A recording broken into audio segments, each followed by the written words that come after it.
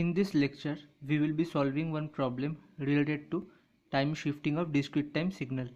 We are given with an initial discrete time sequence like 4, 3, 5, -6, 1, and we have been asked to draw the discrete time signal x of n plus 2. We can see no upward arrow is given in the discrete time sequence, so we do not know the origin position of x of n. In this kind of situations, we consider the leftmost element as the element located in the origin position. So in this case, plus 4 is the origin element.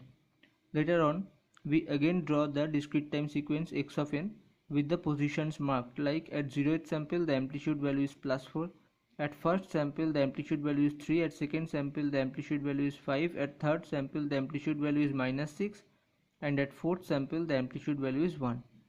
We are asked to draw the signal x of n plus 2. For that, we need to draw the signal x of n first.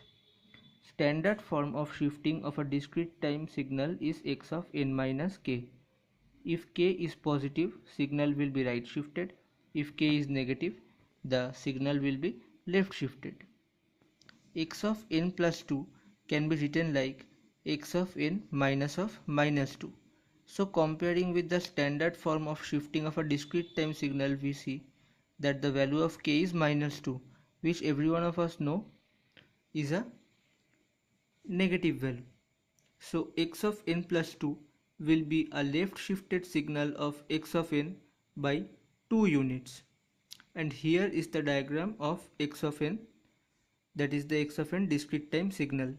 And by now all of us know how to draw a discrete time signal from a finite duration sequence. So here is the diagram of the discrete time signal x of n. And by shifting this signal by 2 units to the left, we get the signal x of n plus 2.